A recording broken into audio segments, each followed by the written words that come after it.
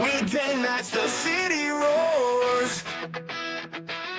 Tune in loud, turn up some more. Cincinnati show, it's time to play. Sports with strawberry ice today. 5:30 sharp, don't be late. CTV, the sports awaits. Strawberry icy's on the mic, energy, it's good delight. Every touchdown, every goal. Feel the pulse, it's in your soul. Cincinnati heartbeats strong. Strawberry ice will lead the throng. Every touchdown, every goal. Feel the pulse, it's in your soul.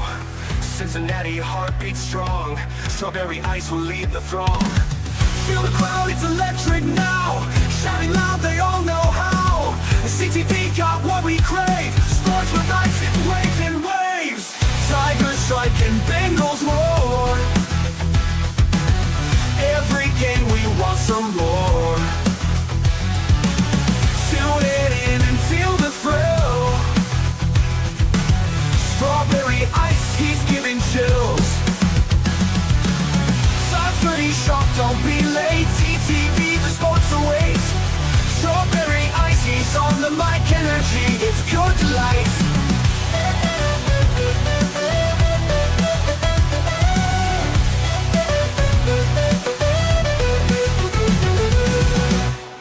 Hey guys, what's going on? Welcome to the show. This is Sports with Strawberry Ice. I'm your host, Iceman Jeff Trunapole. And as always, I bring you sports from a West Side point of view right here in the great city of Cincinnati, Ohio. And as always, I am live right down here in the Ice Cave.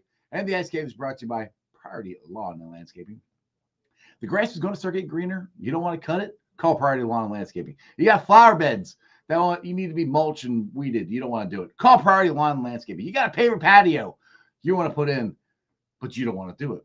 Call Priority Lawn and Landscape. For all your lawn and landscaping needs, give Priority Lawn and Landscaping a call at 513-430-6114. That's 513-430-6114. You can also follow them on Facebook. What is up to everybody in the chat? Let's see who we got in there first. Strangers in there, Brad's in there, Paul Painter's in there, Augie's in there. Holy crap, Augie's actually in there early. What is going on? Tony Blaze in and Rob. What's up, everybody? All right, boys and girls. Most of the boys in there. We just got done with the draft combine. We talked about T. Higgins getting tagged yesterday. We're going to really get into risers and fallers of the NFL combine. And we got Math Bomb, Kent Lee Platte here, the guy who, as you guys know, he's on the show last week. He's been on the show a couple of times. He does the RAS score, relative athletic scoring system, and it's really helps out figuring out who is the most athletic guy, which, you know, used to be 30 years ago. I used to be athletic, but I'm not athletic anymore. Speaking of another unathletic guy, let's bring out Joe Farsing. What's up, Joe? You might not be athletic, but you're definitely an athletic supporter. Hey, at least I'm supporting something. Anyway, let's get to another man. Yeah, okay. Hush. Let's get to Matt Bomb. What's up, Ken? How you doing, brother? Great, man. Happy you guys had me back. Exactly. And yeah, I had to cut that off. We don't need to be talking about athletic supporters here. All right. So let's get into this. How busy was your weekend last weekend? I got to ask that. You did you have a weekend? I mean, did you, or are you just in front of the computer and the TV the whole time? A little bit of that, yeah. It's mostly sitting down and trying to make sure that I'm covering all the data and getting as much of it posted as I can. Obviously, a very busy weekend for me. Exactly. So, all right, we got to start with this. Who are the risers and fallers? Let's go this way. Who is the big winner, in your opinion, as far as the scoring goes, or a number of big winners? Different positions for the NFL Combine for you this year. It's the first group is really easy. It's the entire running back class. Most of the running backs tested, and almost all of the ones that tested did really well. This is actually one of the fastest running back classes ever in terms of the NFL Combine. I think everybody that watched the Combine saw that. Mm-hmm. Both of the Ohio State guys, Travion Henderson, Quinshon Judkins, both of those guys did really well. Raheem Sanders out of South Carolina ran really well. Donovan Edwards out of Michigan ran really well. My guy Tootin, who I fell in love with when I was down at the Senior Bowl, one of the most explosive guys down there, tested out of the gym when he was at the combine. A lot of really big risers from there. If you're looking for a running back, this is a class that's got to make you feel pretty happy. The wide receiver class did all right. There isn't a whole lot of individual standouts for these. A lot of the guys that tested, we expected to test well, and then they did. But the offensive line is where you really start to see guys in either direction that either you expected to test well and didn't, or didn't expect to test well that did. Will Campbell was able to test out of Louisiana State, and he did really well. That's going to put him right into that top 5, top 10 consideration where he already was, just kind of cements him there. But Tate Rutledge out of Georgia was a guy that people expected to test well. I don't think they expected him to be the top testing offensive lineman at the combine, but he tested really well. On the defensive side of the ball, we didn't get a lot of the pass rushers that we wanted to see out there. They didn't do the testing. A lot of them skipped it. We saw that from a lot of the quarterbacks, which we see every year. But we did have Shamar Stewart, who tested out as the most athletic defensive end ever in the RAS database. For me, that's a twofer, right? I love when we get the new 10s, the new guys that take over. So for those unaware, RAS locks in on your draft year. So if you get a 10, that's a 10 permanently, right? That you have that. But your scores continue. They continue to be tallied every year. So if you get another 10, that means that they beat the old guy, right? Right. For the longest time, that top 10 has annoyed me because we have guys like Kyle Vanden Bosch, Mario Williams, Myles Garrett, Sean Merriman, like the cream of the crop of the pass rushing world. And at the very top is a guy named Brian Johnston, who was a 7th round pick of the Chiefs, I think in 2007. Just some guy was sitting at the top for the longest time. And finally, he got dethroned. Right now, we have Shamar Stewart there, and he's got a pretty healthy cushion. It depends on whether or not he tested his pro day as to whether or not he holds on to that spot. He still has a couple of drills to do. But we got a guy that took that away. Makes me very happy. I'm hoping that he holds on to it just because it's easier to have a guy that's actually going to get drafted high, rather than just some dude. Brings a little bit more legitimacy to the RAS. Exactly. Not that it's not legitimate already, but having somebody Yeah, we had a couple of guys that didn't test. They didn't jump out the gym. I mean, they tested really well, but they tested right for where they need to be. And 2 of those guys were Tyler Batty out of BYU. And Princely Uman-Mielen. Tyler Batty is a kind of a 5 technique type of guy. And for those guys, there's always that risk that they're going to test poorly and they're going to be considered a mid to late round guy. If you have a 5 technique that tests really well, that tends to help them a lot in the draft. And Tyler Batty did that. He tested really well for a 5 technique. And then Princely Uman-Mielen, I actually guessed at the Senior Bowl that he would be about an 8.5 when he tested, and he landed at exactly 8.5. I don't usually get that exact, but it was nice to take that little dub and say that he got what I expected. Point for Kent. Exactly. Go ahead. Sorry. No, I was done. I was going to say, how much did someone like holy crap, spacing on his name, Tyler Booker, how much did he cost himself with a very, I don't want to say poor performance, but not great for someone who was someone who seemed like he might have been borderline first round early day 2 pick. His numbers came in awful. Now he came in saying the right stuff. Like what did he say in one of the interviews? He wants to make guys want to quit football or something like that. Like I love that, like that mentality. And maybe as a guard, I mean, there've been guards that have come and tested worse, but how much do you think that cost him? Is he still a day 2 pick, but no longer you think edge day 1? Or so I have a lot of people that are way even higher than that. They have him as a top 10 guy, even as guard. So you're talking about a guy that's very well thought of in NFL circles. And the interviews, they did all the things that he needed them to do. He interviewed very, very well. From everything that I've heard about the non testing performances, everybody was very impressed with Tyler Booker. But his testing was poor. It was a little bit below average. He came in right around 4 after all was said and done. That's not awful. That's not going to get you killed. But is that a top 10 guy? Is that a guy that you're willing to put a franchise on the line for and say this is going to be our dude forever? And that's going to be the question that NFL teams need to answer. I will say that Tyler Booker is not a guy who wins through sheer athleticism. So when you're evaluating a player, this stuff is helpful to have. But if a player doesn't win by being fast, you don't really care about his speed if it's not egregiously bad, right? If a guy's not a speedster, for a wide receiver, I always use wide receiver just because it's easier to kind of visualize. But if you have a wide receiver who doesn't really win with speed and he runs like a 4.62, that's fine. Mm-hmm. If he runs a 4.78 or something like that, maybe you're a little bit more concerned because you start running into, does he even have the speed to compete in the NFL? But on the offensive line, you got a little bit more cushion when it comes to those type of things. And he didn't test so badly that we're sitting here going, oh my God, this is like the worst performance ever. Orlando Brown tested to the point where it dropped him all the way down to the third round. Look where he's gotten. And he ended up successful, right? It's not something that's destined to kill you. Right. But it did hurt him on draft day. It hurt him a lot. His pocketbook was feeling that one. Yeah. Exactly. And actually, I always go back to, he got chastised for loafing during the combine too, which I always found hilarious because nobody even uses the word loafing anymore.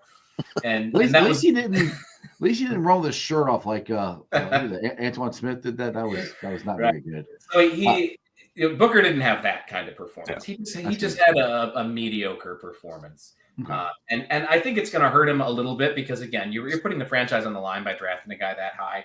I still think there's a very good chance that he goes in the first round. We haven't had a first round sub 5 RAS guy in the 2020s. I think 2019 was the last time that we did. Don't look them up because none of those guys did well. I'm betting Billy Price was there. Yeah, he didn't test well, but I still think he's probably going in the first round right now, unless something changes. He's a guy that wins through his power and his length, and he's still got that. That didn't go away. That wasn't something that that disappeared suddenly. But he didn't test in the areas that maybe isn't as important to him. So we'll see how NFL evaluators look at it. Okay, I got a question here from Twitter. Wicked. Will Gunnar Helms' card be updated if he does his pro day? No, and that's a great question. So players get injured all the time, and generally we don't know about it, right? We don't usually find out about injuries. Darius Leonard fell during his 40-yard dash at the combine. He was very clearly injured. It was very obvious that he was injured. But he did get an official time because he stumbled over the finish line of the 40-yard dash. Should have fell before that and just stopped. Right. So we don't update because that we have to maintain some level of rules. We have to make sure that we're treating everybody equally. So his numbers aren't going to be updated. I will, however, be posting an updated card to show what it will look like based on his testing. I don't think people should be penalized to the point where we just ignore the fact that they do better. Joe Hayden tested like crap at the combine, and he tested really well at his pro day. He had an injury that he was dealing with. He had some bad coaching. He ended up firing his coach, his personal trainer, rather. Xavier, guy from the Dolphins, Xavier, I'm blanking on his name. Worthy? Same exact thing where he tested really poorly at the combine due to an injury and training, and then went to his pro day and did really well. I still post those just to show what that looks like, but the official scoring doesn't change. It uses the combine numbers. So with Nolan not testing there, will you put a RAS up for him for his pro day? Is that how that works? Yeah, it uses a hierarchy. So if a player has a combine test, we use that. If they have a pro day test, we use that. And then there's other Xavier Howard. Thank you, Hunter. Who said Xavier Howard. Yeah, I got to mix that. I just as soon as I said that, I had to look like, hang on, Xavier. I said that. I thought the same thing. Yeah, but the receiver that ran 4.1. There's guys that they'll test at the HBCU combine, guys that test at the CFL combine, and things like that. Anything that I can get official, actual, verified numbers for, I will use. But to maintain some semblance of order and some semblance of authority to the numbers, I use a hierarchy for it. So if he hasn't tested and he does at his pro day, we'll use those numbers. Okay. All right. Dustin Crupp here's got a question. Kent, I know you are more looking at RAS scores, but if you were an NFL GM, what type of position would you attack in rounds 4 through 7? So obviously that's going to vary based on your team needs, right? But for me, obviously I really like athletic players. But once you get into day 3, this is where you get the guys that have fallen for some kind of reason. These are your imperfect prospects, right? Your first round guys should be as close to perfect as they can get. You're never going to have a perfect prospect, but as close to perfect as you can get. Your second and third round guys, those are guys who have enough starter traits that you believe that they can either start day 1 or they can compete for a starting job day 1. Day 3, this is the guys who could contribute. Not every contributor is going to be coming in for the exact same thing. Sometimes you just want a special teamer, and special teamers don't necessarily test all that great because they don't train for the same thing. They don't use the same muscle groups as often as players who do a position full time. So you're not necessarily looking for guys that are those super hardcore athletes. Now, conversely, some teams are just looking for that. We just want to fill our teams with athletes. You got your Eagles, your Colts, your Packers. These are the teams that just want athletes. So they're going to go out and grab as many top-tier athletes as they can, even if the tape isn't necessarily there. I tend to kind of fall more into that camp than looking for the needs. I think that the guys that you want for needs, you can get those in undrafted free agency. Right. Those top-tier athlete guys are probably going to be gone. There's some that, there's plenty. I think there's over 2,000 prospects every year. There's going to be plenty of guys that test well that still fall out of the draft. But that doesn't mean that you should just ignore the high testing guys that you think are going to get drafted. If you really want to try to tap into that potential, by all means, go ahead and grab those guys. And I tend to fall more into that camp, that you want to get those top tier athletes when you can. I kind of look at it like round 1, you want someone with a high score and high level tape. Second round, score is probably going to come down a little bit, but they've got a lot of tape showing that they can play. They're just not going to be the superstars. And then day 3, your 5th round, 5th, 6th, 7th guys. Those are guys, get the best athletes you can, and like a lot better rolling the dice than someone like Tyler Shelvin, who's just a big dude. Big I try defending guys like that, man, because nose tackles get a raw deal, right? Because they're getting compared to those interior pass rushers. Yeah, Tyler Shelvin didn't test even for a nose tackle. He didn't test well. Yeah, it's hard to defend some of that. That was a nepotism pick right there because of everyone from LSU. Yeah. Pretty much. Now I'm going to get this question a lot between now and the draft. A week ago, I thought they might be. Now I don't know. But he says, do you think Walter Nolan or Kenneth Grant will be there at 17? I'm hoping one of them's there, but I don't know. It's tough for me to see Walter Nolan fall that far. I think that Kenneth Grant could. Positional value for defensive tackle varies from year to year, how teams value those interior pass rushers. And I feel like this year maybe it's a little bit more. I think teams are a little bit looking for those interior guys, and that probably pushes them up more than some other years.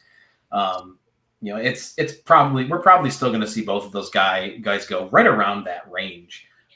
You could have one or the other, probably not both.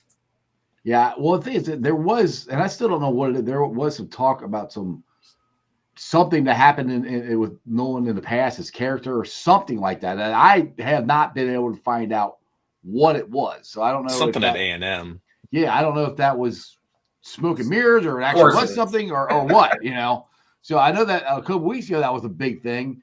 And I didn't really hear anybody talk about that much at the combine too much.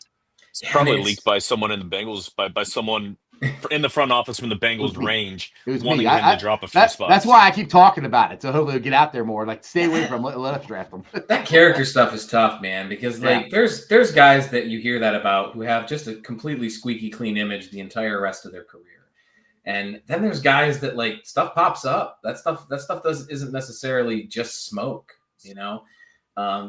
If there's more to it and we start to hear more and more from it, it doesn't really go away, doesn't die down.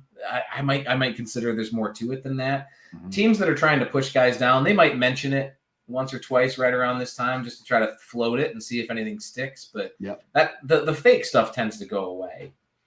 Right. Okay. So Bengals prospects here, Pacific prospects. Are there any high-RAS players that would fit in the Bengals needs? What are the top Bengals needs right now? Edge, interior, defensive line, guards.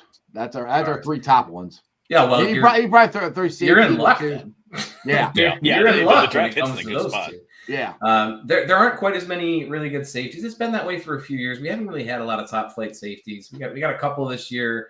Was it Malachi Starks, right? That tested kind of mid-range. He's probably going to struggle. That's probably going to hurt him a little bit more than it did Tyler Booker, even though he had a better score, just because he's generally considered a higher rated player. But guards and interior linemen, it's an embarrassment of riches this year. If you're looking for an interior lineman, there's so many good interior linemen that it's hard to imagine screwing that up. And we say that screw it up. The Bengals can hold my beer sometimes. Hopefully, I'm expecting it. I'm not improving. They're going to do good this year, Joe. Hush. One of the things that's impressed me, I mean, you guys know because we've talked about it before, but it's been a running joke for me for a long time. And I'm not disparaging the Bengals or Bengals fan base, obviously. It's just a trend that I find funny, where the Bengals have it seems like they're intent on having the least athletic offensive line. It's been that way for so long that it was just a running gag every single year. And they seem to be going away from that. They seem to be trying to focus more on those athletes. And that's going to be tested this year because we've got Booker might fall. So there's a possibility they grab a guy who's considered a top prospect who doesn't test well. So it's going to be a question of philosophy, I think, this year when it comes to that offensive line. I think it's promising. I think it's still too early to really come to a whole lot of conclusions. There's a lot of stuff that can change, but I like what they've been doing. Trying to turn around some of those fortunes and trying to change it. Yeah, they've been trying to change a lot of stuff here. I mean, there's a lot they had to change, and they've changed a lot. So hopefully, like I keep saying, the granddaughters, Caroline and Elizabeth, are just trying to push Grandpa. Keep going, Grandpa. Go a little farther. Go a little farther. Keep pushing Mom and Dad too, because I think they're very much cut from the same cloth as Mikey and Grandpa Paul. Well, they're not. I don't think they're as stubborn as he is because stuff has changed. But we'll see. All right, on. Katie does the negotiations. She's just as stubborn. When you've got an entire family full of lawyers, that's what you get, man. So, I don't know if I can handle that one. Let's get to Dustin's question here. Kent, bring it close to home. What is your assessment of Duke Tobin and his staff over the years of draft? I think you kind of just answered that. So, well, I think just to drive home the point, my biggest criticism with the Bengals overall over the last decade, more than a decade and a half, has been a stagnancy to the way that they approach the draft and player development. The Bengals kind of fell into a groove where they felt they were good enough. They were good enough to compete, and they just needed a little bit more. And it felt like that didn't allow them to innovate. That didn't allow them to make the proper changes to really improve as a franchise. They were always kind of floating around as a good, but not necessarily great team. Right. And it just kind of went like that for a really long time, an abnormally long time. And I don't get that from the current staff. I feel like at the very least, they're trying to mix things up. They're trying to make changes. They're trying to make corrections. Mm-hmm. Some of those things aren't going to work. I'm a Lions fan. Sometimes you try things and they don't work, and you just kind of pick yourself up and keep going. I feel like the mindset they're in the right mindset where they're trying to make changes to try to do stuff because they don't want to be stagnant. They don't want to fall into that routine of, well, we're good enough to compete every year. We don't really need to change much. That's not a good mindset to have. No. The best thing about my Detroit Lions right now with Dan Campbell is that even now that the Lions are starting to win, Dan Campbell's not resting on his laurels at all. Mm-hmm. He's continuing to make changes. He's considering to do things differently with his personnel. He's continuing to be aggressive. That's always been an issue with the Lions is like, we suck. Well, we got a little bit good. Now we're going to coast, but Dan Campbell's not like that. And that's the kind of mindset you want. You want a team that's trying to innovate, that's trying to do things different, that's trying to change, that's trying to fix their problems. And I feel like that's what they're doing. It's just not an easy, clean process. It's not Madden. I know you like to use that as a silly comparison, right? But in Madden's a video game. There's a steady progression from year over year. Mm-hmm. The real football isn't like that. Right. You want that steady progression year over year, but you lose people. Guys get hurt. Things don't necessarily work. As long as you continue to try to improve yourself and try to make yourselves better, you're going to get better eventually. And I think the Bengals are on the right track for that. Yeah, get back to what you said. That what got me so excited last week. Duke Tobin and Zach Taylor's comments at the combine. Duke Tobin flat out said we want to win championships, and that was the most aggressive and confident I've ever heard him talking about wanting to win championships and wanting to sign its guys. And Zach reiterated all that too. So that's what gives me hope that this all is going to change here. You guys are blowing the chat up. Keep it up here. Let's get to some more comments here. Hunter, would Jahad Campbell be a good fit? From an athletic standpoint, I don't think there's a team that he doesn't fit on. I think he was the top rated player at that position, or at least close to the top. But this is a guy that has the athletic tools that you want, and if that's what you're looking for, which you should be, yeah, I think he fits. He did get the top score, so 9.95. So he's got that athleticism that you want. If that's what you're hoping for from your linebackers, yeah, he's a fit. Schematically, that's for the tape guys to really come up with. The people more familiar with scheme and stuff like that. But from an athletic standpoint, absolutely. Okay. I think linebackers is the spot to where don't lock guys into second contact. Like I like Logan Wilson. I think Logan Wilson's a fine football player, but those are guys just keep replacing and let them go out the door after their rookie deals because you need athletic guys that can do everything, and that's not a spot that ages well. Once guys losing their athleticism, then what are they going to do? They're not going to be able to cover as well, and obviously, run defense and everything. You're not going to be able to beat a guard getting out there or anything. So that's. I think the Bengals should absolutely be interested in Jihad Campbell if he's available. Again, just keep refreshing that spot, man. Absolutely. Yeah. And like I said, refreshing that spot, you should always draft. And there's too many positions. Like you should always draft one of every position every year. Yeah. But if that'd be nice. if you don't have a number 1 and a number 2 running back right now, you should draft a running back every year. You should draft a wide receiver every year, and you should draft at least one defensive back every year. That's already half your draft. So speaking of that, the Bengals could they are there as long as they get rid of Zach Moss, which I think they're going to. They're probably going to be in the market. Even with it, they're probably going to be in the market for a running back, which I don't think they would address it in the draft till 4th or 5th round. Are there going to be guys? You said a deep running back class. Will there be a big bruising? Because we need a big bruiser, I think, to go the opposite of what Chase Brown is. Will there be one there worth drafting in the 4th, 5th, 6th rounds around there? Yeah, we got a couple of really good power backs in this draft. My favorite guy was Damian Martinez. He lost quite a bit of weight so that he could test better. Mm-hmm. But he's still that guy to me. He's still that big bruising guy. I mentioned Tootin. Tootin tested out like the speediest, fastest, most explosive guy on the field. That's not his build though. That's the guy I'm most excited to actually see play in the NFL because he's got that thick, really tightly wound build that you got. His first comparison, and this is obviously not a player quality comparison, just a body type and athleticism comparison. But his top comparison was Barry Sanders. And the reason that's a good thing, aside from just being Barry Sanders. It's Barry Sanders. That's what anytime you're compared to him, that's good. He is the best football player I have ever seen play. Yeah, bar none for me, man. Yeah. But the point is you have a guy who has this really small, compact build. And it's not just small and compact, it's thick. It's just a bowling ball. It's a ball of power and explosiveness who's so fast and so quick when he moves. Very excited to see him go. He has some fumbling issues, which I believe is the issue that a lot of people have brought up about him and keep mentioning that that's going to be a concern. But good Lord, if you can harness that, Maurice Jones-Drew is the guy that we often look at for those short, really thick kind of guys. He's way more compact than that and faster. And I just really hope that it works out because that type of build with that type of athleticism, if he's got the ball skills to match that and he can clean up the ball control issues, that's dangerous as hell. Yeah, I'd be very excited to see that. How did Scatterboo do?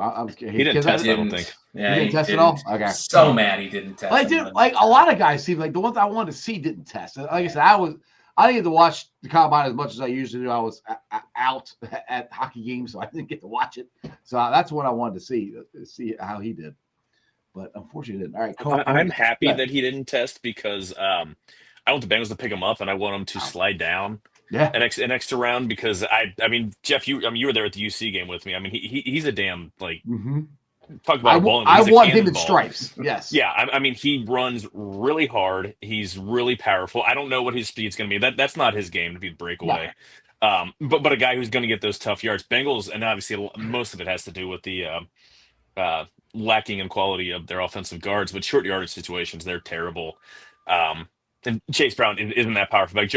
Joe Mixon wasn't that powerful back. Besides his size, he wasn't a pile mover. That guy's absolutely a pile mover. I have only one prediction for Scatterby, which is at his pro day. He's one of two things is going to happen. In my opinion, this could be totally wrong. I just think this is the funniest way that this could happen. Either he runs exactly a 4.6, and everybody complains about his speed, and they're like, he's never going to be able to do what he does in college or the pros, or he runs a 4.59, And all people It's can talk acceptable. It's about. fine. That's perfect. It's exactly what he needed. He just needed to hit.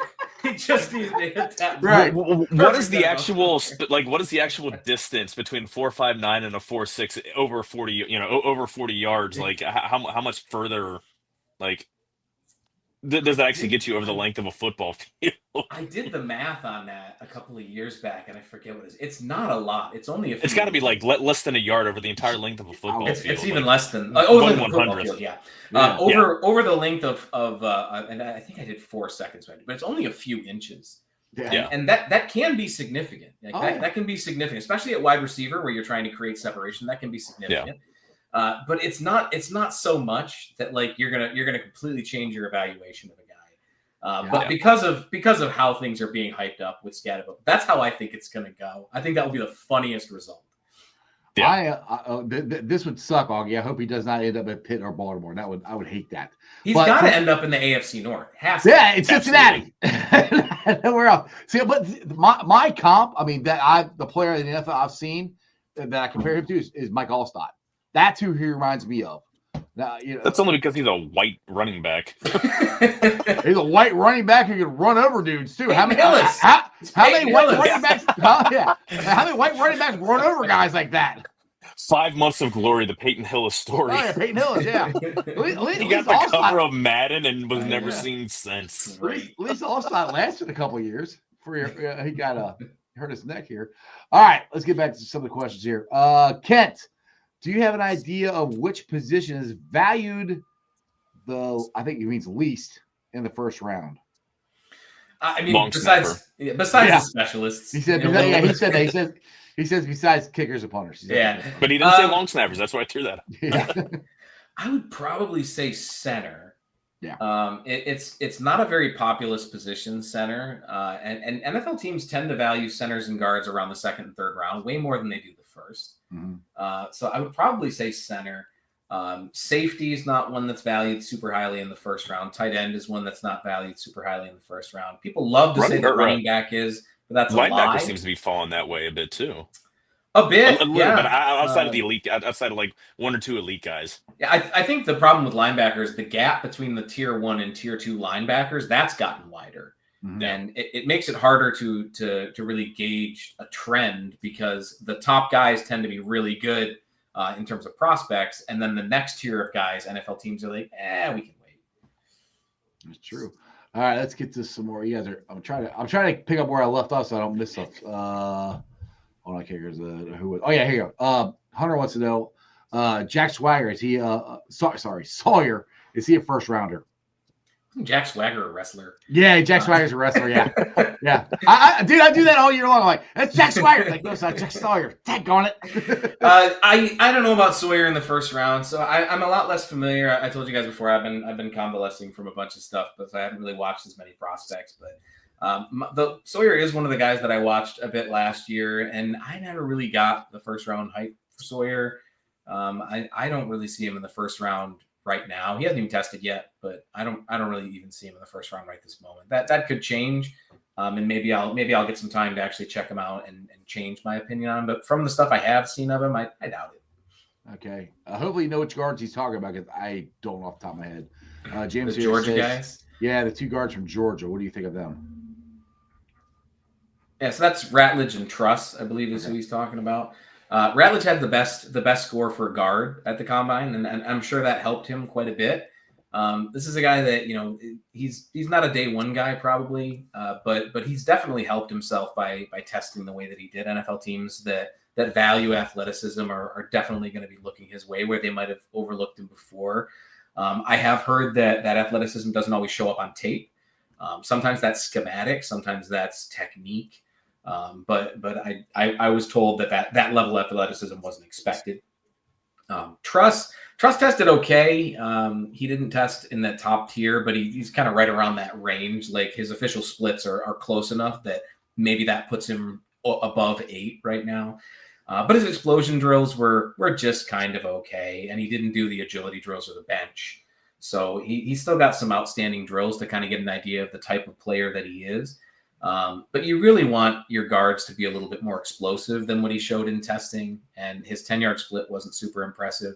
I think if anybody hurt himself with the way that he tested and still tested well, that would be the kind of guy that you're looking at, where he still tested pretty well, but it probably hurt him a little bit because it wasn't what you expect it to be, what you want it to be.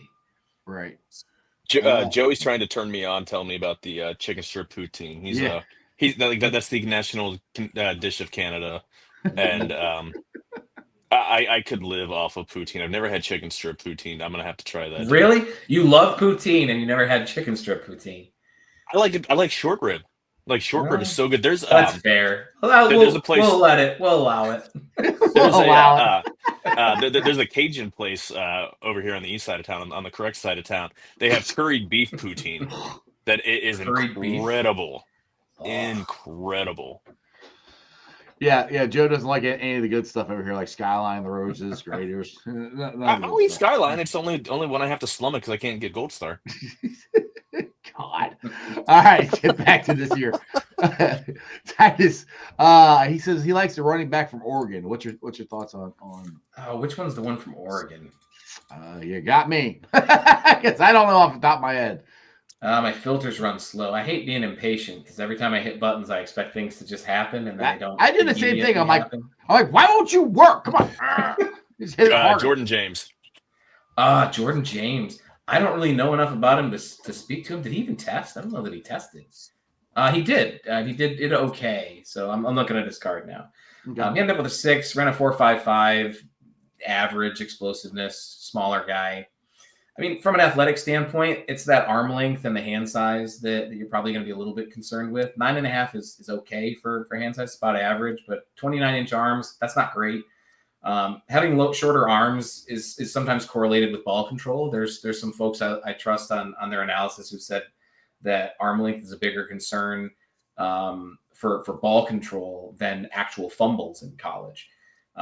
It's not something I really fully understand, but I feel like if it's a concern to the people that cover that kind of data, it's at least something worth looking into.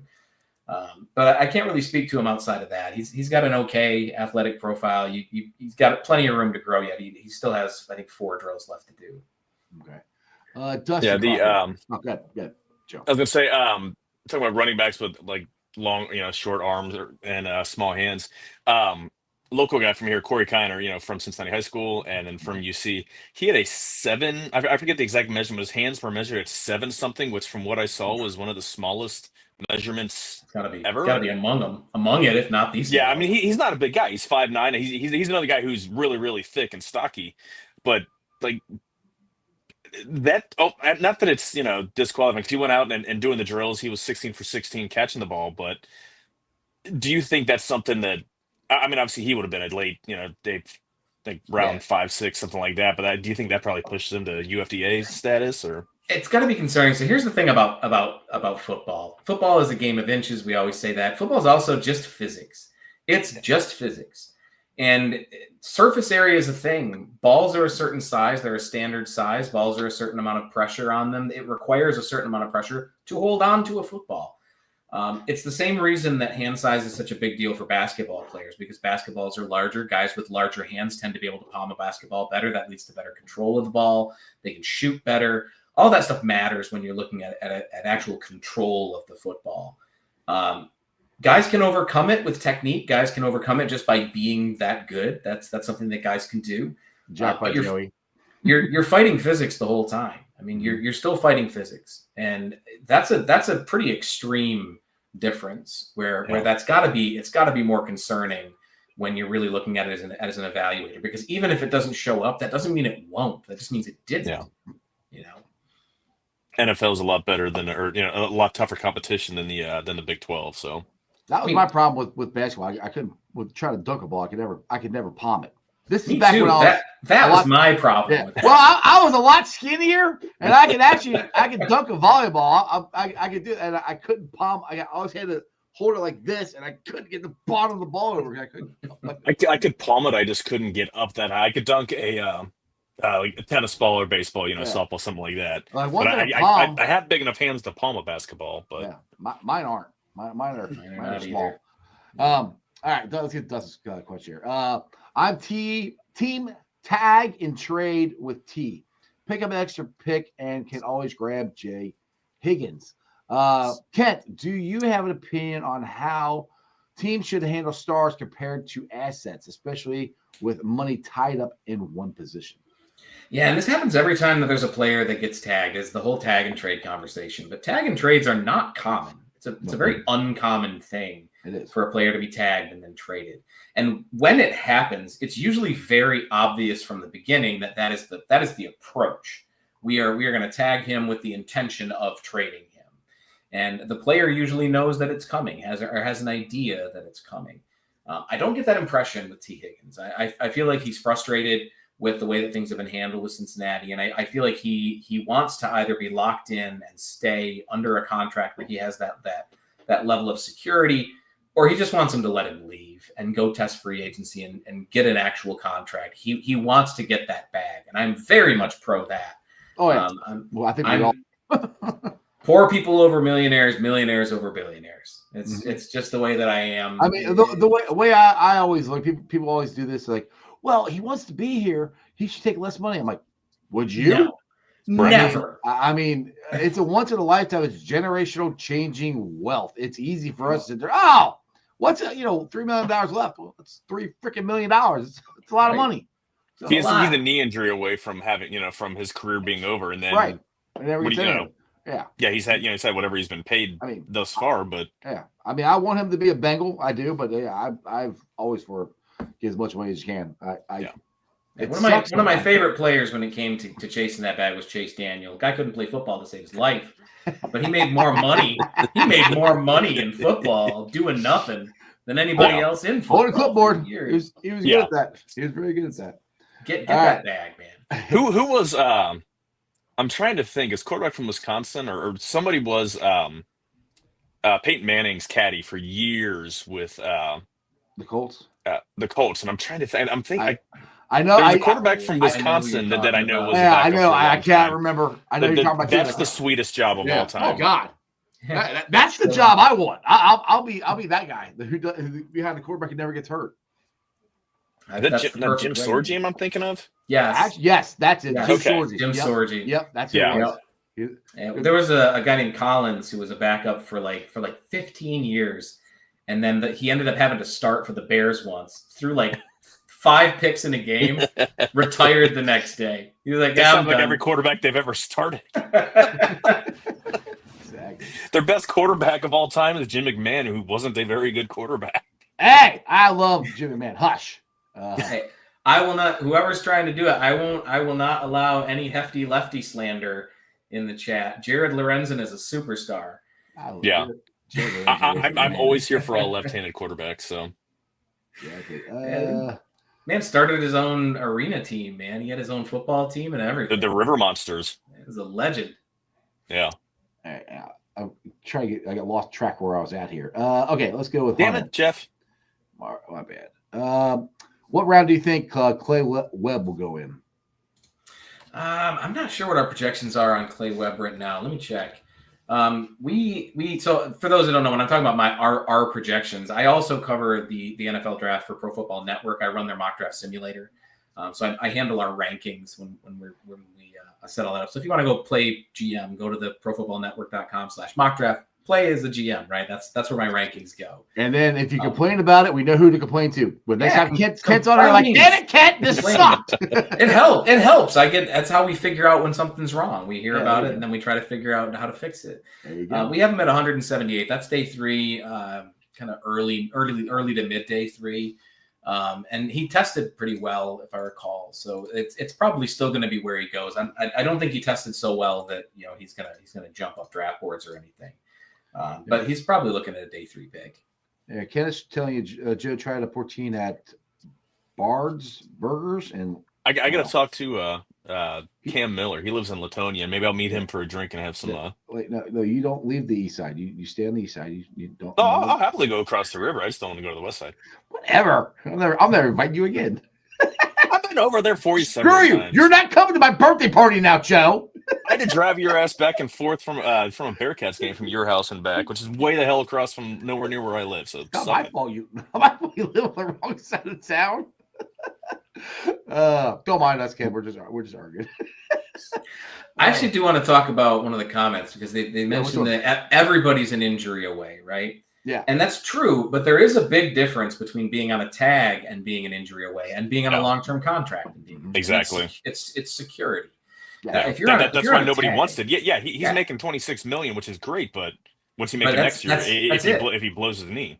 Yeah, there's no guarantee that you're getting any kind of a paycheck. There's no guarantee you're getting any kind of money. That is just it. Whereas if you're on a multi-year deal and you get an injury, there are injury guarantees that trigger when you have those types of things happen. Right. It is a pretty significant difference when you're under a long-term contract versus on a tag. So yes, everybody's an injury away from having the career ended, but financially, it's a pretty big difference. Oh yeah, and to me that's probably the biggest holdup with Jamar and T, especially Jamar is getting that guaranteed money. Because the only time the Bengals have ever guaranteed anybody any money is Joe Burrow. So that's a new thing that the Bengals are probably going to have to do if they're going to keep these two. They're going to have to guarantee him that. I think you did this one already.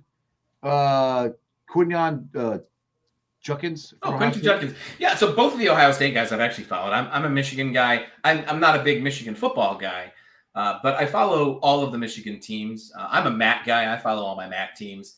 Maction, baby. But my family's all Michigan State guys. My wife's family is a lot of Michigan guys. So there's that rivalry whenever those games are on. And Ohio State, the game is always really big. So I get a chance to watch those guys every year. And I've been following those guys' career the entire time they've been playing. I'm very excited to see both of those guys jump up to the NFL. Judkins is a really talented running back. He's got a lot of stuff working for him. His athleticism is only really part of it. He's got good vision, and he's got an understanding of where he's supposed to be on a football field, which that's a very underrated thing. I mean, everybody thinks they know where they're supposed to be, but when you're a blocker in the backfield and you're in the wrong spot, somebody's getting hit. And knowing where you're supposed to be, even if you're not that great at blocking, you can at least get in the way. And I feel like he's closer to being coached up in the areas that he's deficient in than a lot of the prospects. He's still got some things that he needs to work on, but he's not egregiously bad at any of those things.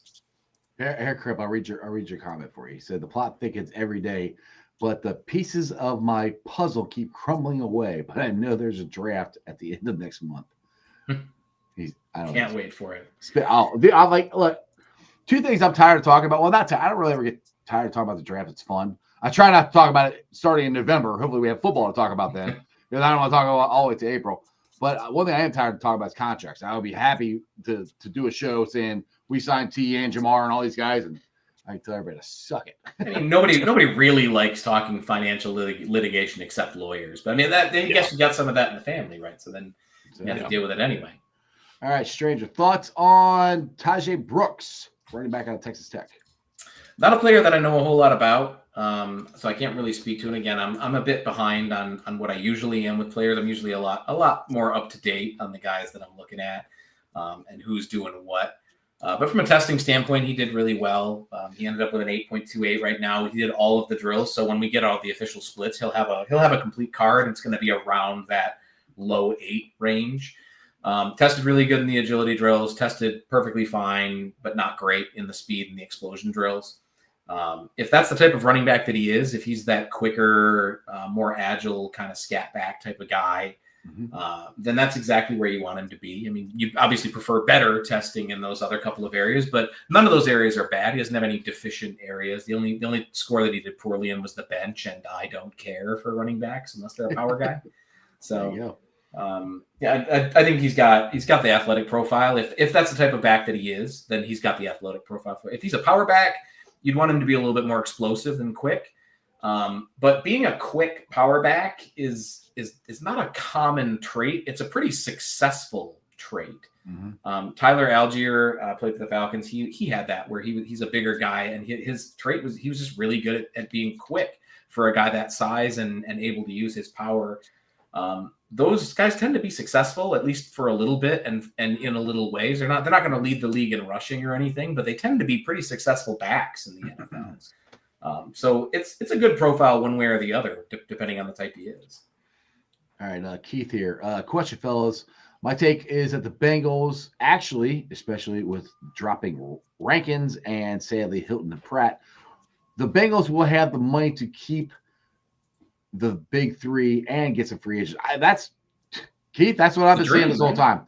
Yeah, I mean they've got plenty of money to do it. It's just a matter of will they spend it, which they're going to spend it on, and I do think they're going to spend the money on all of our guys, and I think they're going to add the free agency. I just from what the talk is coming out of Paycor Stadium, what they've said at the combine and different things like that, that even the new offensive line coach even addressed the guard. They released Kappa. You release Kappa. You got to draft a guard to sign one now because that guard room is very thin. So this is another one of those tests, I think, with how they're going to handle things going forward versus the way that things have run previously. There's a lot of, again, the status quo has been an issue for the Bengals for a long time. Mm-hmm. And one of the things that the Bengals have always been really good at is developing players for other teams. Yeah. We need to stop that.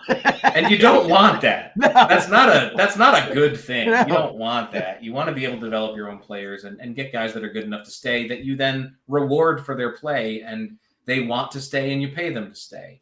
I feel I'm hopeful that that's what they're doing. You mentioned that they gave Joe Burrow the guaranteed money, and they're hopefully starting to think more about how they're doing guaranteed contracts.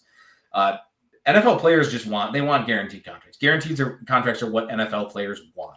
Anybody want that? Yeah. Adapt or die, man. And the thing is, hopefully they start after going through all this with T and Jamar.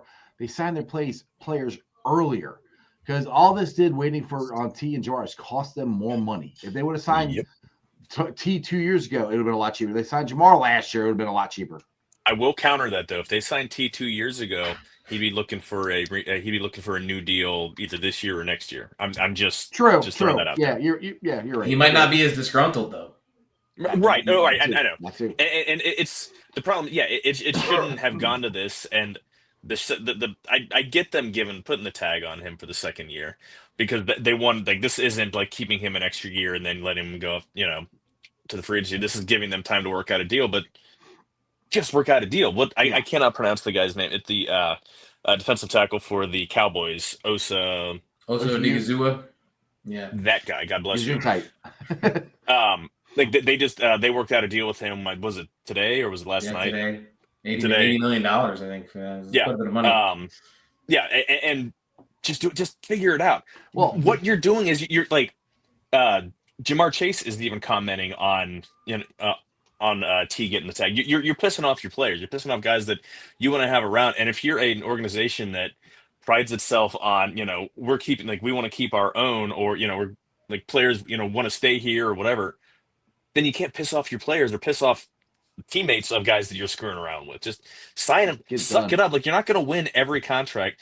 The Bengals front office wants to win every contract, like extension, every free agency deal, and every trade. It doesn't work that way. I'd rather win. Sometimes you got to give up more, and like lose a deal to get it done. Like, your fans are going to like it. Yeah, your fans are going to. Your fans are going to appreciate it. The players will appreciate it. And the thing is, if they, which worst case there, which I don't think so, they don't sign these guys, you're going to piss the fan base off. I mean, badly, and then that's going to cut into your money. I think the problem with the Bengals when it comes to that is the Bengals don't want to be the guys that set the record-setting contract. And the mindset with that is wrong, because a record-setting contract is only record-setting until the next guy gets signed. Yeah. Exactly. Jared Goff had a record-setting contract. It lasted like a week. Right. Guys get signed all the time. You're not trying to sign the guy so that you have some cheap contract that you can look back on every single year and say this is the greatest deal ever made. You want to sign a guy to a contract where he is happy that he signed that contract. And if a couple of years down the line, he looks at how the market has developed and he's thinking, oh man, all these guys are getting paid more money, he's not blaming you. Right. Yeah. You did your part. Right. Exactly. All right, let's get some more questions here. Hunter, thoughts on players that are athletic freaks but have no production, like Sherman Stewart? Yeah, Shamar Stewart had 4.5 sacks in 3 years. And that's frightening when you have a pass rusher, right? Mm-hmm. The easiest example that and thankfully I just happen to know this because it's an example I use all the time, but Danielle Hunter had 4.5 sacks in 3 years and turned into one of the best pass rushers in the NFL. Does that mean that's always going to happen? No. Does that mean you should target guys with 4.5 sacks over 3 years? No. It just means that it isn't something that you can look at and be like, he is never going to be successful because it's market inefficiency, getting guys with zero productivity. So it's you have to look past that productivity. It's the same thing when you're signing a contract with a guy. You're not drafting him for what he did in college. I don't care ultimately what they did in college. What I care about is what I think they're going to do in the pros. The Detroit Lions back in 2012 drafted Ziggy Ansah. Ziggy Ansah had, I think 9 or 9.5 sacks, something like that, over the course of his entire college career. And this was at BYU. He was an older prospect already. He was 24 years old, and he had low productivity, but he had the athletic traits, and he was a perfect fit for the Lions scheme that they ran at the time. And if you have a scheme that works for a player, and you have the athletic ability that you want from that player, and you have the right mindset from that player, the right dedication, the production is secondary. It is not something that should concern you to the point where you're writing off a player. You have to look at all of those factors, and athletic profile is part of it. And I know I say this every time, but it should never be the evaluation. Right. Production is the same way. It should never be the evaluation. One of the examples that I love giving now, because it's a fun example now, is the Lions have a player named Brock Wright. He's their backup tight end. He's been there several years now, and he'll probably be in Detroit for several years. He had, I think, 6 catches his entire college career. And he played for Notre Dame as a tight end, and he had 6 catches his entire college career. And it might have been less. I'm not 100% sure it was 6, but it's like that. It's low single digits. And he's done very well in the NFL for being a tight end too. He's a good blocker, and he gets catches when he needs to. He moves the chains when he needs to. He gets good first downs when you absolutely need him to get him. Is he a superstar? No, but he had no production. He had as far as you can be without actually having 0 catches. He was close to that, and he's still been productive because they had a role for him. He fit the role. He had the mentality. That's what you're looking for. Shamar Stewart's no slouch. He doesn't have great production, but he does get pressure. He's able to get pressure on the quarterback. He just doesn't have the sack numbers to back it up. If you put him on a line and you have somebody else across from him that can help him get that, or if you put him next to a big nose tackle that can eat all that traffic up and give him the space to work, you're putting him in a position to succeed, and that's positive. That's something that you want. So the question is always going to be evaluation, just like it is for any other player. It's just when you're looking at production, you have to take that as something that is a secondary consideration. It shouldn't be your first consideration. If a guy is good at rushing the passer, they tend to have sacks. So even when a guy has 15, 16 sacks, you're not drafting him because he has 15, 16 sacks. You're drafting him because he has the ability to get 15 or 16 sacks. Right. I got you. Sounds good. All right, couple more and we'll get the heck out of here. Keith, question is, will they break with tradition and actually spend close to all of what they have under the cap? They're not going to spend all of it. They leave like $10 million just to have and to roll over and for guys in season. But it's not a matter of spending to the cap. It's a matter of how it's structured. It's all spending smartly, because that's what I say the last couple of years. The Bengals have not spent smartly. They went out and hit the oh shit handle too many times. I think let DJ Reader go, oh shit, let's go sign Sheldon Rankins. Now if you would have signed Sheldon Rankins and kept DJ Reader, now Rankins didn't have a good year, but that would have been a better thought process than trying to replace DJ Reader with Sheldon Rankins. And they did the same thing with Nick Scott when they lost the belt 2 years ago. They've done that. That's been the problem. It's that interchangeable mentality where they feel like players are interchangeable. Players aren't interchangeable. There's roles that are interchangeable, but players aren't. And you can't approach it by thinking that, this guy's gone, we're just going to sign this other guy and have him do the same thing. That's not how it works. Even if it seems like it's clean, that isn't how it works. Even when you have a nose tackle and you're getting another nose tackle to come in, it doesn't always work exactly how you expect it to work. Players develop at a different pace. Players develop in different ways. Sometimes you get them on the field and they don't gel with the guys that are alongside them. They don't really match up with the type of scheme that you're doing. There's a lot of things that can go wrong when you bring in a player. The Bengals, it's one of the many things that they've kind of kept doing that has kept them kind of in that good but never quite there range, is that they treat players like they're interchangeable. And I'm hopeful that mindset is gone completely. It's like I said, we're still pretty early. It's kind of hard to tell for sure. I'm hoping it's gone completely, but at the very least, that's something that they need to consider getting rid of, is that mentality. Exactly. All right, we've been on for 59 minutes and 36 seconds. Kent, you have killed it as always. I appreciate it.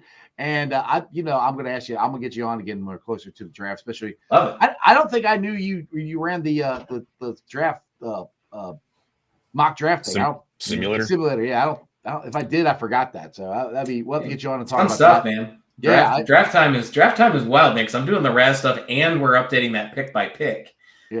During the draft. So as you can imagine, I'm just all over my keyboard the whole time when the draft. You don't sit there and type like I do.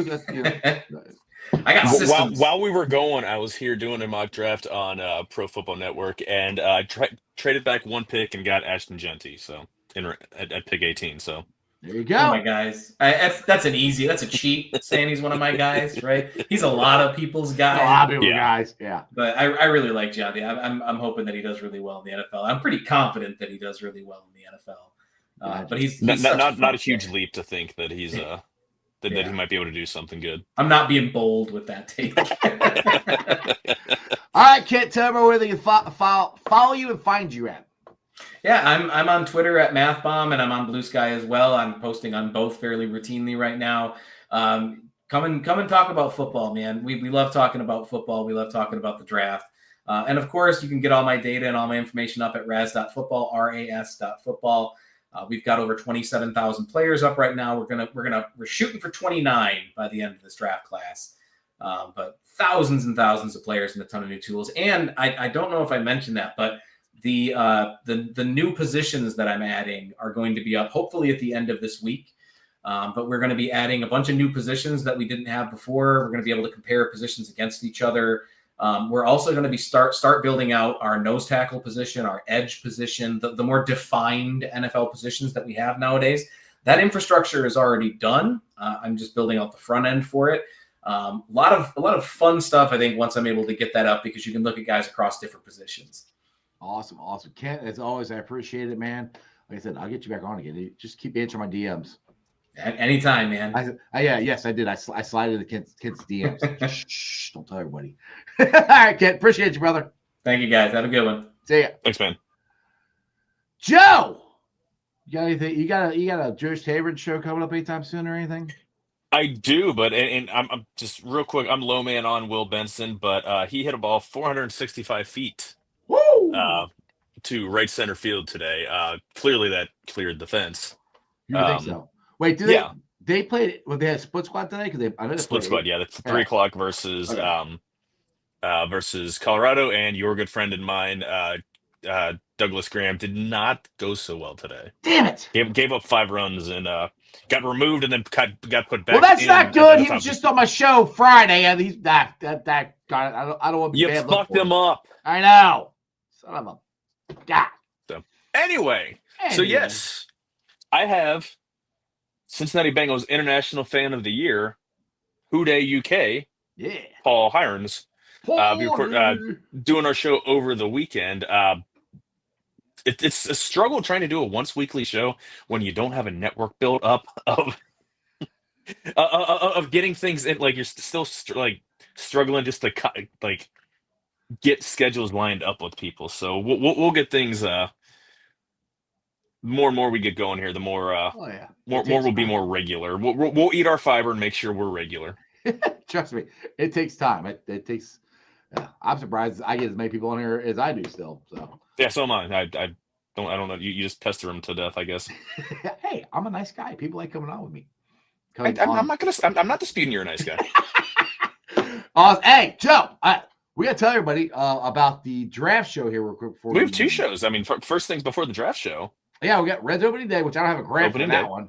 Yeah, I don't have a graph for that one yet. But yeah, we're doing Reds Opening Day. We're gonna be I think we're gonna be out. I know we're down at the Moreline House. I think we're gonna be outside again. I don't know if we're gonna be inside, but anyway, just come down to the Moreline Logger House. We're gonna be down there. I'll be down there. Neil will be down there. Joe will be down there. Harrison's coming. Hopefully get some other guys. Maybe Billy DeVoy. Maybe Mason from Red Zillion might show up. It's gonna be a fun time. We had a blast down there last year, and we might try to drink a little less than we did last year. Why would we do that? Do you remember the show? No, that's why. The point. That's the point. but come on down. It'll be a lot of fun. And then we got the draft show, the NFL draft show, which will be at MLT's, and I just found out that I have got a special guest that's going to be on the show. It's going to be Tyson Anderson, safety for the Cincinnati Bengals. He said he would join. Come on down and special teamer extraordinaire. Exactly. He's an awesome dude. So he'll be at our draft party. You're going to be there, but you might be late. I don't know if Neil's going to be there. Yeah, well, it depends on like no schedules out for softball and all that crap. It's not on a practice schedule, but we shall see. Real quick, Augie's had a question that he's trying to note several times. Yes, so I know. I heard that one. Okay. Yeah, I didn't read it, so I have no idea what he's talking about. So that's why I didn't answer it. I didn't read the article, so I don't know. That's why I didn't answer it. I can't answer it. Sam hasn't been cut yet because they haven't needed his money yet. That's basically what it comes down to. Somebody else asked me about Chad Johnson. I saw the thing. He said something on first take. I didn't get to watch it, so. The reason Kappa got cut was because they needed that cap space for T, because T immediately when they placed the tag on him, that money immediately hits the salary cap, so they had to do that. Right. So when they need the money, so it'll be done Monday or Tuesday when they start bringing signing guys in free agency. Oh, Monday. What day? Oh, yeah, free agency's next week. Monday. I can't wait. They need to sign 2 guards. A guard, like straight off the back, like noon when they did. Yes, when they Kappa and Karras. Bam. Yeah. Right. Kevin Jenkins, Will Hernandez, Will Fries. There's several. I think Makari's going to price himself out. But what's that? Zeitler. Kevin Zeitler. I'd rather go with someone younger that they can build around. Yeah, I'm okay. I see. Give me 2. I will happily take 2. You give me someone who's a longtime starter, and you give me somebody who can be step in and be a starter for a year, or he can be beat out by a draft pick. I'm happy with I'm happy with pretty that. high on Tevin Jenkins. I like him. That's Max Sharping is available. That would be good. And apparently he was with the Steelers last year. Wow. Really? Well, apparently he is. There's he's so crappy that there's no market value even listed for him on SpotRack. Who's the guard that was with the 49ers? And I know he's a free agent like 2 years ago. And he's a free agent again this year. I cannot remember his freaking name. He was one that I had targeted, and I cannot think of his name right now. I mean, I'm looking at I've got all available NFL free agent guards listed in front of me, but I don't know if he wasn't with the 49ers this past year. I'm not going to think of him. Never mind. He's one. Not Sharping. It'll come to me after the show's off. I don't remember. Dalton Risner's always been a nice buy low guy that they should have gotten the past 2 years. And well, hopefully, I agree. I want 2 guards. I like one that's going to be a guard for a while, and one that we can have for a year or 2, and that's it. 3. You invest. You get 3 new bodies in. You draft 1, sign 2. Yeah, and hopefully, the thing is, I don't think there's a lot of defense. I don't know how big. A lot of the edge guys are older that I've seen. So I'm not sure. I brought up Nick Bosa, but Nick Bosa, I think he got cut yet. Chase Young, he's a free agent. Would you bring him in? I don't. Let me look real quick. I'm not against it. I'll put it down. I'm not against it. 17 is. If you're paying Chase Young that, then this is your last year with Trey Hendrickson. I don't think, because he's not an impact player. He's a solid edge, but he's not a guy who's going to go out and get you a dozen sacks, or he would have been around. He would have stuck in Washington. Unless you get Sweat from the Eagles, which I don't know if they're going to spend that money to get him. Yeah, they got him getting. They only have him getting a little more, 18.8. Now, guys will go above this, but yeah, but I thought he'd get more than that. Okay. Anyway, I can't wait that's what I want to see, because once you get the free agency in there, then we got a better idea of what the draft's going to be like. It's going to be. Go get Charles Omenihu, who was with, I forget who, I think he was with the Niners, and then he ended up with KC this last year. He's a good guy, still relatively young. That would be a good pick just for depth. Yeah, I like that guy. He's not going to get a ton of money.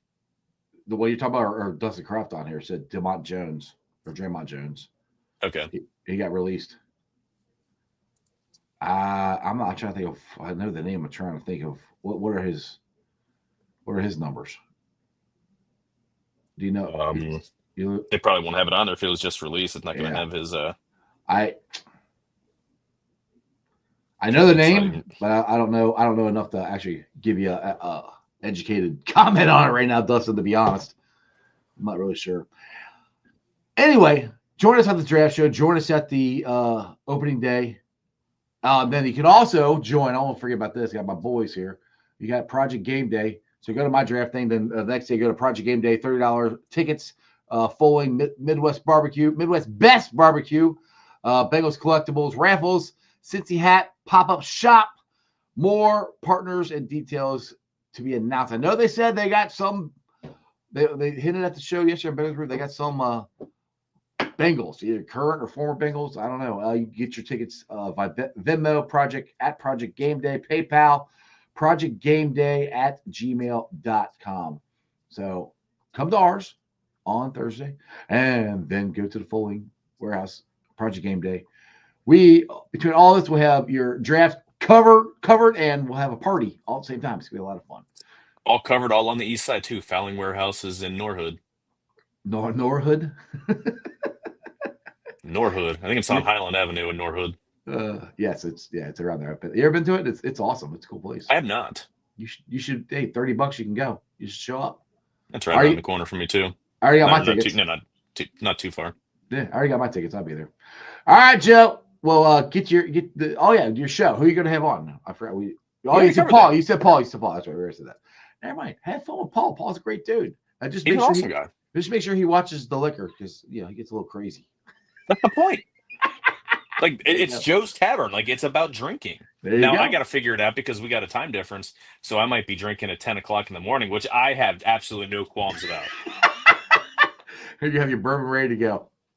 Yeah. There you go. All right, Joe. Appreciate you, brother. Peace out. All right, guys. As always, I hope you enjoyed that as much as I did. Go follow Kent Lee Platte. He, like I say, does an awesome job. He runs the draft simulator for NFL. NFL.com or NFL Prospect. I can't remember what he said. But he's an awesome dude. Check him out for all his work. Check out Joe. He's got his new show, Joe's Tavern. Make sure you guys like, subscribe, and share to that. And as always, thanks for watching. I've been live streaming on ZTV, YouTube, X, Facebook, Twitch. You follow me on all those, along with Instagram, Threads, and TikTok. Make sure you guys hit the thumbs up, hit the like, share the show out. I appreciate it. You guys are killing it again. I had like 150 something views yesterday, which is awesome. We've had over 100 people here watching this today, so keep it going. I appreciate it. Shout out to my sponsors. As always, our Priority Lawn and Landscaping.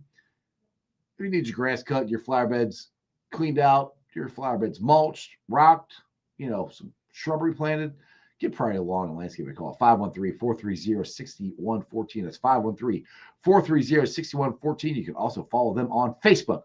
And shout out to T Properties, quality housing for quality people. You got to run a property you're looking for, a house, condo, apartment. You got to run a property you just don't want to manage anymore. Give T Properties a shot. You can look them up at www.tpropertiesllc.com for all your rental property management needs and your rental needs. Also, Westside peeps, go check out Hail Mary's. You don't always have to go to the east side where Joe is. We have really cool bars here on the west side, and Hail Mary's is one of them. Big-ass TV screen, beer specials, food trucks, free parking. It's an awesome, awesome place right in the heart of Shimmy. It's Hail Mary's, your ticket to the game. And check out Meyer Windows and Doors for all your window and door needs. I got them in my house, and I highly recommend you get them in yours. They're energy efficient, great looking windows. They keep the sound out, and they're awesome. And you can also meet Matty Myers and maybe check out the Jackpot Joey Mobile. You can check them out there at www.myercincinnati.com for all your window and door needs. All right, guys, I am out of here.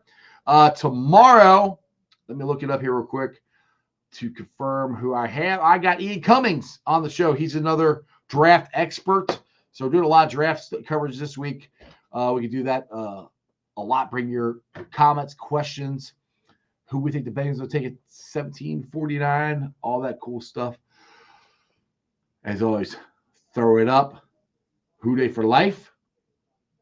And that's your sports, baby. See ya! Weekday nights, the city roars.